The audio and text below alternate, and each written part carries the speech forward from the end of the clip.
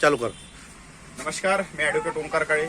आज या ठिकाणी आपण नागपूर येथील झिंगाबाई टाकळी भरत चौकाजवळ असलेले शिवराज टेलर या दुकानात या ठिकाणी आलेलो आहोत. या ठिकाणी लग्न समारंभामध्ये जे काही त्या ठिकाणी कपडे लागतात, पॅन्ट शर्ट कोट, जसा की मी या ठिकाणी अंगावर घातलेला आहे, हा कोट मी यांच्याकडनं या ठिकाणी शिवून घेतलेला आहे.